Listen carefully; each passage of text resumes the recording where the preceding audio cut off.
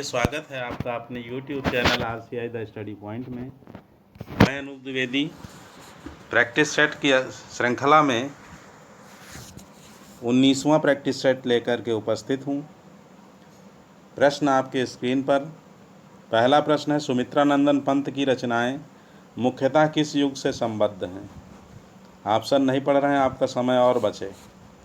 आप देखिए और उत्तर दीजिए, मिलान कीजिए। थोड़ा सा समय हम ले रहे हैं उत्तर देने में, जिससे आप क्लियर कर सकें अपने उत्तर को। तो निश्चित रूप से डी, छायावाद युग। दुख ही जीवन की कथा रही, क्या कहूँ आज जो नहीं कही, ये पंक्तियाँ किसकी हैं? तो आपका उत्तर क्या होगा मित्रों? बिल्कुल ठीक, सूर्यकांत त्रिपाठी निराला और सरोज स्मृति की ये पंक्तियाँ हैं। फिर है, उर्मिला किसका प्रबंध काव्य है? तो आपका उत्तर होगा बालकृष्ण शर्मा नवीन। फिर है, गीतिका के रचनाकार कौन है? देखिए, निश्चित रूप से आपका उत्तर सी है, सूर्यकांत त्रिपाठी निराला। फिर है, जयशंकर प्रसाद की काव्य कृतियों का सही अनुक्रम है? क्या उत्तर होगा? बिल्कुल ठीक, उर्वशी 1909, झरना 1918, आंसू 25 और लहर 33। तो इस तरह से सी उत्तर। अगला प्रश्न है, छायावाद का पूर्वाभास किस कवि की रचनाओं में प्रकट हुआ है? क्या उत्तर होगा? तो आपका उत्तर होगा ए, मुकुटधर पांडे। अगला प्रश्न है, भारतेंदु हरिश्चंद्र का नाटक नहीं है, कौन सा नाटक? बिल्कुल ठीक उत्तर है आपका, यदि कह रहे हैं बी, क्योंकि किशोरी लाल गोस्वामी का है। अगला प्रश्न है, यह रक्तपात कब तक समाप्त होना है, दोनों पक्षों को खोना ही खोना है, उपर्युक्त पंक्तियाँ किस रचना में हैं? तो आपका उत्तर होगा बिल्कुल ठीक, अंधा युग, धर्मवीर भारती की रचना। अगला प्रश्न, भारत में सबसे पहले पश्चिमी रंगमंच की स्थापना कहाँ हुई? तो आपका उत्तर है बंगाल, पश्चिम बंगाल। बिल्कुल ठीक। अंधा युग किसकी रचना है? अभी उत्तर हो चुका है, चंद्रावली नाटिका के लेखक हैं। क्या होगा उत्तर? बिल्कुल ठीक, भारतेंदु हरिश्चंद्र। अगला प्रश्न, हिंदी का प्रथम दुखांत नाटक कौन सा है? तो आपका उत्तर होगा सी, रणधीर प्रेम मोहिनी। अगला प्रश्न है, उत्तर प्रियदर्शी नामक गीत नाट्य के लेखक कौन है? ध्यान दीजिए, गीत नाट्य पूछा गया है, तो आपका उत्तर क्या होगा? बिल्कुल ठीक, ए, अज्ञेय। कबीर को प्रवर्तक माना जाता है, किस संप्रदाय का? ध्यान से देखिए उत्तर। बिल्कुल ठीक उत्तर, यदि आप डी कह रहे हैं, सही है। दुल्हन गावो मंगल चार, हम घर आए हो राजा राम भरतार, कबीर की यह पद किस राग में है? तो इसका उत्तर होगा बी। यद्यपि इस तरह के प्रश्न नहीं आएंगे, ये अलग सा प्रश्न है। निम्न में से कौन अलवार महिला संत है? ये प्रश्न पूछा गया है टीजीटी में, पूर्व प्रश्न पत्रों में। तो आपका उत्तर होगा आंडाल, पहला ए। अलवार संतों की संख्या 12 है, जिनमें से महिला अलवार संत हैं आंडाल। हरिदास संप्रदाय को अन्य किस नाम से पुकारा जाता है? ऑप्शन रहे आपके स्क्रीन पर। बिल्कुल ठीक उत्तर होगा, यदि आप कह रहे हैं सी। आगे बढ़ते हैं, कछुआ धर्म किस विधा की रचना है? क्या उत्तर होगा? बिल्कुल ठीक, चंद्रधर शर्मा गुलेरी का यह निबंध है, निबंध।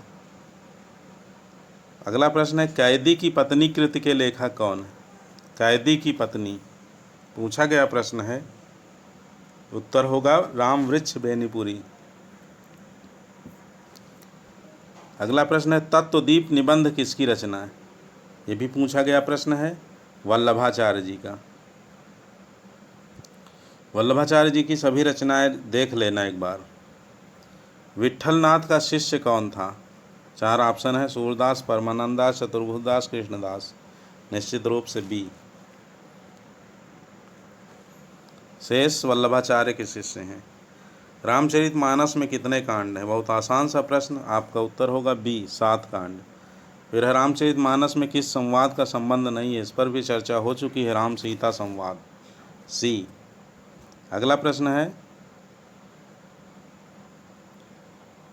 भक्तमाल के रचयिता नाभादास के गुरु का क्या नाम? तो अग्रदास। ये भी बता चुके हैं पूर्व के प्रश्न पत्रों में। जायसीकृत पद्मावत है, कैसा काव्य है बताइए आप? बिल्कुल ठीक उत्तर होगा सी, रूपक काव्य। मलिक मोहम्मद जायसी ने कौन सी रचना नहीं की है? देखिए 4 ऑप्शन हैं, तो बिल्कुल ठीक। कौन सी नहीं की है? डी। किसकी रचना है? सूफी कवि उस्मान की है, चित्रावली। फिर है, निम्नलिखित में से कौन सा संस्मरण रेखा चित्र विधा की रचना नहीं है? तो 27 का क्या उत्तर होगा? बिल्कुल ठीक, डी, ज्योति विहाग। भारतीय नारी की समस्याओं को आधार बनाकर महादेवी वर्मा ने कौन सा ग्रंथ लिखा है? भारतीय नारी की समस्याओं को आधार बनाकर, बिल्कुल ठीक उत्तर है आपका बी, श्रृंखला की कड़ियाँ। ये 2010 टीजीटी का प्रश्न है। माधवानल काम कंदला किसकी रचना है? क्या उत्तर होगा? बिल्कुल ठीक, आलम की, डी। 8 मास बीते जजमान अब तो करो दक्षिणादान, पंक्तियाँ किसकी हैं? ये प्रताप नारायण मिश्र की हैं और अपने पत्र ब्राह्मण के संपादन के संबंध में लिखा था जब आर्थिक स्थिति अत्यंत दयनीय थी। हिंदी साहित्य में रीतिकाल को श्रृंगार काल किसने कहा है? बिल्कुल ठीक उत्तर है, बहुत बढ़िया तैयारी है आपकी, सी, विश्वनाथ प्रसाद मिश्र। अगला प्रश्न है, कवित्र रत्नाकर के रचनाकार कौन है? निश्चित रूप से उत्तर होगा यस, बी, सेनापति। गंगा लहरी किसकी रचना है? क्या उत्तर होगा? बिल्कुल ठीक, बी, पद्माकर। रामविलास शर्मा की आत्मकथा अपनी धरती अपने लोग कितने भागों में विभक्त है, कितने खंडों में विभक्त है? बिल्कुल ठीक उत्तर होगा, यदि आप कह रहे हैं बी, 3 भागों में। हिंदी आलोचना का इतिहास कौन से काल से माना जाता है? तो आपका उत्तर होगा बिल्कुल ठीक, आधुनिक काल। त्रिशूल उपनाम किसका है? आप ऑप्शन देखिए और उत्तर दीजिए। बिल्कुल ठीक उत्तर है आपका डी, गया प्रसाद शुक्ल स्नेही। आदिकाल को बीज वपन काल किसने कहा है? तो आदिकाल को विभिन्न नामों से जाना जाता है, उसके लिए वीडियो आप देख सकते हैं, हमारा ट्रिक के साथ बताया है। इसका फिलहाल उत्तर होगा सी, आचार्य महावीर प्रसाद द्विवेदी। हिंदी साहित्य का वैज्ञानिक इतिहास के लेखक हैं। वैज्ञानिक जब आ जाए तो किसे याद रखना है? गुप्ता जी को, डॉक्टर गणपत चंद्र गुप्त। फिर है, हिंदी कोविद रत्नमाला के लेखक हैं। क्या उत्तर होगा? हिंदी कोविद रत्नमाला, बिल्कुल ठीक उत्तर होगा आपका बी, श्याम सुंदर दास। और कुछ बता रहे हैं तो अपने को करेक्ट करें। और अगला प्रश्न है, निराला की साहित्य साधना किस आलोचक की पुस्तक है? तो निश्चित रूप से रामविलास शर्मा इसके ग्रंथकार हैं। मनीषी की लोक यात्रा किसकी जीवनी? मनीषी की लोक यात्रा, बिल्कुल कविनाथ गोपीराज की, सी।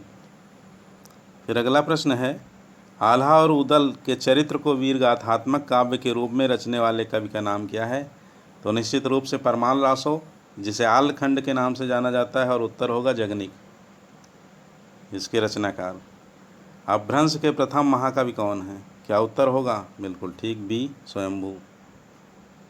अगला प्रश्न है, नाथ पंथ के प्रणेता कौन है? देखिए ये प्रश्न बहुत विवादित है। ज़्यादातर उत्तर गोरखनाथ जो गाइडों में है, और वो गाइड का उत्तर ही माना जाएगा। वास्तव में प्रणेता जो इसके आदिनाथ माने जाते हैं, जिन्हें शिव का अवतार माना जाता है, लेकिन चूंकि गाइडों में विभिन्न पुस्तकों में गोरखनाथ ही दिया है, इसलिए हम गोरखनाथ बता रहे हैं। बाकी सही उत्तर आदिनाथ ही है। अब आप आदिनाथ लगा के आएंगे, गलत हो जाए, क्योंकि गाइड से प्रश्न बनता है, गाइड से उत्तर चेक किया जाता है। अन्यथा फिर कोर्ट में चला जाता है प्रश्न और सबको समान अंक दे दिए जाते हैं। आगे बढ़ते हैं। कालक्रम की दृष्टि से इनमें सबसे पुराने कवि कौन हैं? तो क्या उत्तर होगा? डी, विद्यापति। फिर है काव्य के अर्थ वैज्ञानिक विवेचन का शुभारंभ किसने किया? देखिए 46, क्या उत्तर होगा? वामन ने। फिर अगला प्रश्न है, आत्मजयी की कथा वस्तु निम्नलिखित में से किस पर आधारित है? आत्मजयी, बिल्कुल ये नचिकेता से संबंधित है, जो कि कठोपनिषद पर आधारित है। आत्मजयी आपको कमेंट करके बताना है इसके रचनाकार कौन है। मगध पुस्तक के लेखक कौन है? मगध पुस्तक, बिल्कुल ठीक, श्रीकांत वर्मा। श्रीकांत वर्मा। अगला प्रश्न है, निम्नलिखित में से किस लंबी कविता के रचयिता मुक्तिबोध हैं?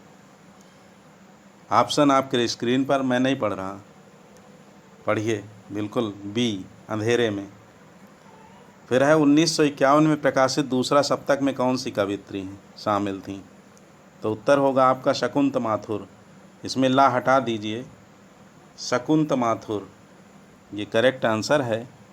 अगर तीसरे सप्तक की पूछी जाए कवयित्री कौन है, तो आपका उत्तर क्या होगा? बिल्कुल ठीक, तीसरे की हैं कीर्ति चौधरी और चौथे की हैं सुमन राजे। अगला प्रश्न है, केदारनाथ अग्रवाल किस काव्यधारा के कवि हैं? क्या उत्तर होगा? प्रगतिवाद, सी। चंद्रधर शर्मा गुलेरी की कौन सी कहानी को कहानी कला की दृष्टि से उत्कृष्ट माना जाता है? बिल्कुल निश्चित रूप से आपका उत्तर ए सही है, उसने कहा था। आगे बढ़ते हैं।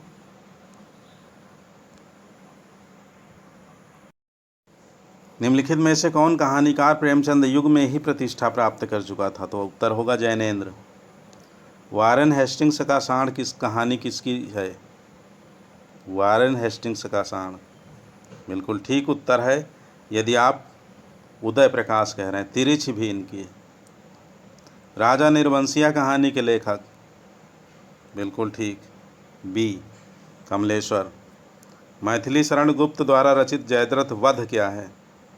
बिल्कुल ठीक उत्तर होगा आप यदि सी कह रहे हैं, अन्यथा आपका उत्तर गलत होगा, 4 अंक जाएंगे। शेखर एक जीवनी का ऐसा उपन्यास है, क्या उत्तर होगा? मनोविश्लेषणवादी। किसकी रचना है? अज्ञेय की। आचार्य रामचंद्र शुक्ल के अनुसार हिंदी का पहला उपन्यास कौन सा है? बताइए। बिल्कुल ठीक, ए, परीक्षा गुरु। अगला प्रश्न है, निम्नलिखित में से किस रचना की पृष्ठभूमि मछुआरा जीवन है? मछुआरा जीवन, क्या उत्तर होगा? सागर लहरें और मनुष्य, बिल्कुल ठीक, सागर लहरें और मनुष्य। ये उदय शंकर भट्ट का उपन्यास है। अगला प्रश्न है, मैला आंचल में पूर्णिया के किसी गांव में रहकर डॉक्टर प्रशांत किस संबंध में रिसर्च करना चाहता था?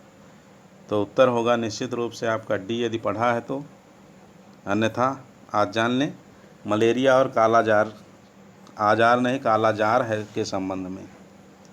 अगला प्रश्न है, नहुस के रचनाकार कौन है? 61। तो नहुस नाटक गोपाल चंद्र गिरधर दास का है, लेकिन यहाँ नहुस केवल पूछ रहा है, वो ऑप्शन में नहीं है। तो क्या उत्तर होगा? मैथिली शरण गुप्त। अगला प्रश्न है, भागवंती उपन्यास के रचयिता कौन है? तो उत्तर होगा ए, सुदर्शन। अगला प्रश्न, नेताजी कहिन, नेताजी कहिन, ऑप्शन आपके सामने, बिल्कुल ठीक उत्तर है आपका डी, मनोहर श्याम जोशी। कुरकुर स्वाहा, हरिया हरकुलिस, हमजाद, क्याप, ये सब इनकी रचनाएं। देखिए अगला प्रश्न है, अमृत राय का उपन्यास कौन सा है? आपने पढ़ा होगा, नहीं पढ़ा है तो उत्तर होगा बीज, सी। फिर है अनाम दास का पोथा उपन्यास के लेखक, अनाम दास का पोथा, ऑप्शन आपके सामने, बिल्कुल ठीक उत्तर है हजारी प्रसाद द्विवेदी। पुनर्नवा, चारुचंद्रलेख, बाणभट्ट की आत्मकथा इनके अन्य उपन्यास हैं। अगला प्रश्न है, सदाचार की ताबीज किसकी रचना है?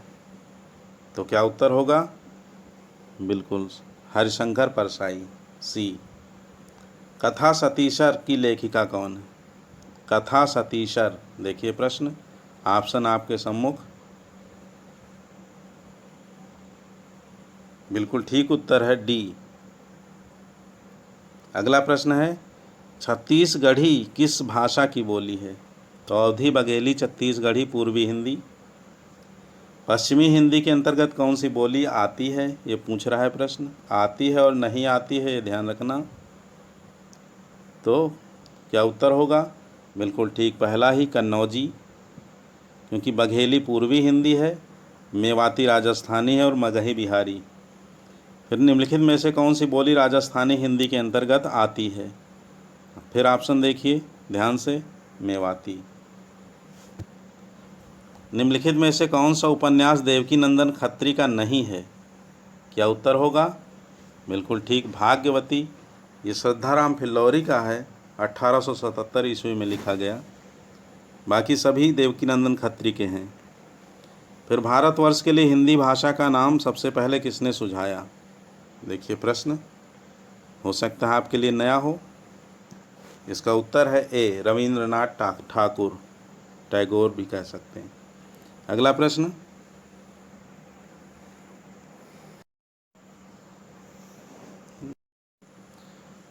एक से अधिक वर्णों के मेल को कहते हैं? तो निश्चित रूप से आपका उत्तर होगा व्यंजन। अगला प्रश्न है, हिंदी में ध्वनियाँ कितने प्रकार की होती हैं? तो हिंदी में ध्वनियाँ, बिल्कुल ठीक उत्तर है 74 का बी, 4 प्रकार की होती हैं। पहला मात्रा, दूसरा स्वर, तीसरा आघात, चौथा वृत्ति। अगला प्रश्न है, मात्रा के आधार पर स्वर कितने प्रकार के होते हैं? तो क्या उत्तर होगा? ह्रस्व और दीर्घ, 2 प्रकार के।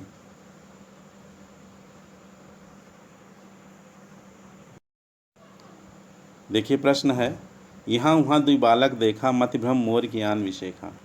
देख राम जननी अकुलानी, प्रभु हंस दीन मधुर मुस्कानी।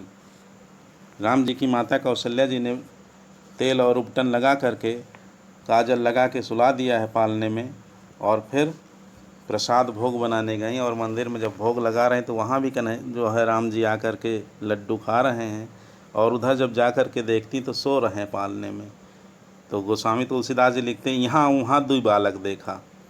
दुई बालक कौन? वही राम जी, उधर पालने में और यहाँ मंदिर में भोग लगा रहे हैं। तो मति भ्रम मोर की आन विशेषता, मेरी मति को, बुद्धि को भ्रम हो गया या कुछ और विशेष बात है, और ऐसा देख करके वो अकुला गई सोच करके। तो भगवान ने हंस दिया तो भूल गई सब। अद्भुत रस। फिर निम्न पंक्तियों में रस पहचानिए। कहत नटत रिझत खिजत, मिलत खिलत लजियात, भरे भवन में करत है नयनन ही सो बात। क्या लिखा है बिहारी ने? अलंकार अगर पूछा जाता तो असंगति, और रस पूछा जा रहा है तो संयोग श्रृंगार। अब लव नशानी अब न नसइहों में कौन सा रस है? राम कृपा भव निशा सिरानी, जागे फिर न डसइहों शांत रस। विनय पत्रिका का पद है।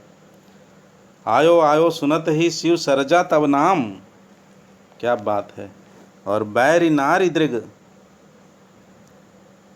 जलन बूढ़ी जात अरिगाम। कौन सा जो है इसमें अलंकार होगा? बिल्कुल ठीक, अर्थ पहले समझ लीजिए। आयो आयो सुनत ही शिव सरजा तब नाम। शिवाजी, छत्रपति शिवाजी को आते देख करके, सुन करके कि आ रही है उनकी फौज, शिवाजी आ रहे हैं चढ़ाई करने के लिए, तो बैरी नारी दृग जलन बूढ़ जात अरिग्राम। तो बैरी जो दुश्मन होता है सामने वाला, उनकी पत्नियों के दृग से, नेत्रों के जल से बूढ़ जात अरिगाम, बूढ़ जाता है, डूब जाता है। अरि माने दुश्मन का गांव। तो कौन सा अलंकार होगा? निश्चित रूप से अतिशयोक्ति, क्योंकि ऐसा संभव नहीं। आगे, ओस बिंदु चुग रही हंसनी, उनको मोती जान। देखिए मोती जान लिया है। तो जहाँ किसी जो वस्तु उपस्थित हो उसमें दूसरी चीज़ को का भ्रम हो जाए तो वहाँ भ्रांतिमान अलंकार होता है। निश्चित रूप से आपका उत्तर सी। अगला है मधुर मधुर मेरे दीपक जल में कौन सा अलंकार है? तो मधुर मधुर देखिए एक शब्द 2 बार प्रयुक्त हो रहा है, इसलिए पुनरुक्ति प्रकाश। कंफ्यूज होने की आवश्यकता नहीं है, एक बार अलंकार का वीडियो देख सकते हैं इसके लिए। इंद्र वज्रा छंद के प्रत्येक चरण में कितने वर्ण होते हैं? बताइए। बिल्कुल ठीक उत्तर है आपका, यदि कह रहे हैं सी। अगला है सुमुखी छंद में कितने वर्ण होते हैं? ठीक, ए 23 वर्ण। फिर है सुंदरी छंद में कितने वर्ण होते हैं?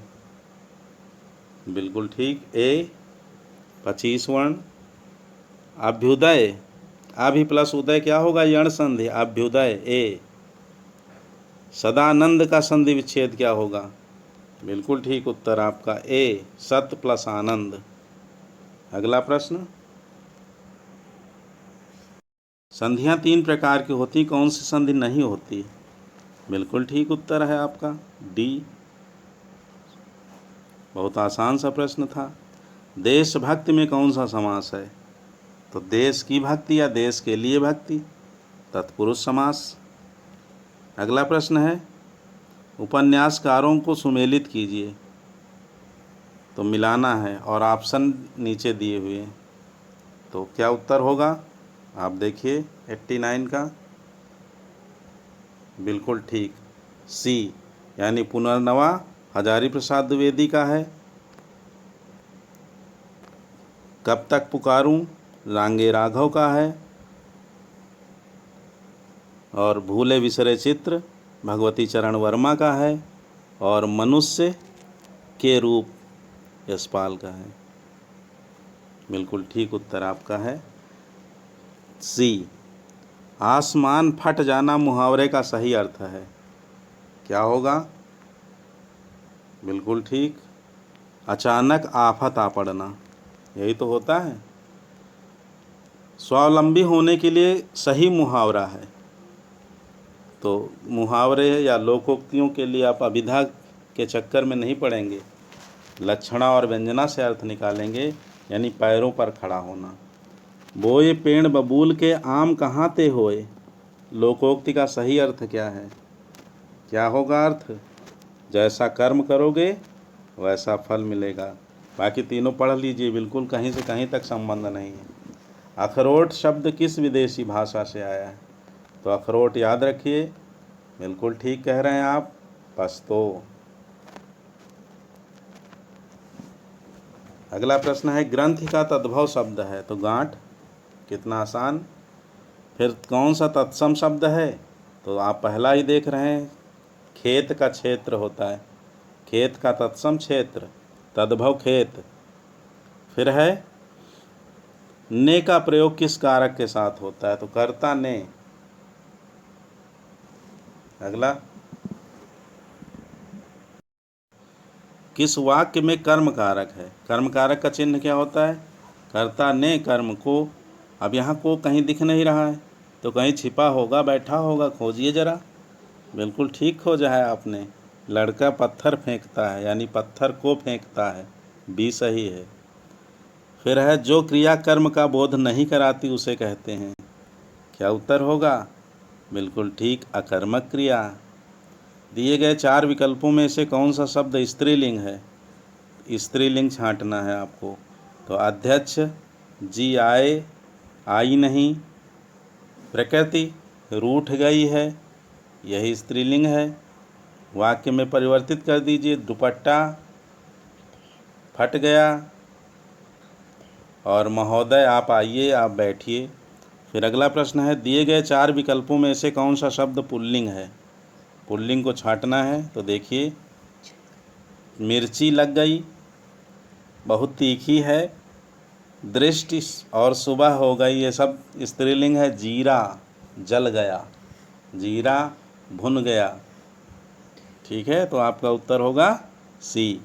नेता का स्त्रीलिंग क्या होता है? बिल्कुल ठीक, नेत्री, ये ही सही है। पानी शब्द का वचन क्या है? पानी, ये सदैव एक वचन में प्रयुक्त होता है। 1 गिलास, 2 गिलास, 1 बाल्टी, 4 बाल्टी। आगे बढ़ते हैं। दिशा शब्द का बहुवचन क्या होगा? दिशाएं, बी। फिर है रीति शब्द का बहुवचन तो क्या होगा? रीतियां। अगला प्रश्न, दिशाएं ही जिनके वस्त्र हैं, और अंबर वस्त्र होता है यानी दिगंबर। युद्ध की इच्छा रखने वाला युयुत्सु, मोक्ष की इच्छा रखने वाला मुमुक्षु। जो शास्त्र जानता है, बताइए? शास्त्रज्ञ। बिल्कुल ठीक, बी उत्तर। महिमा शब्द में किस प्रकार का प्रत्यय का प्रयुक्त हुआ है? तो महा में इमा जुड़ा है, यानी क्या उत्तर होगा? डी। अग्र का विलोम, बिल्कुल ठीक कह रहे हैं आप, पश्च। क्या तैयारी है, बहुत अच्छे।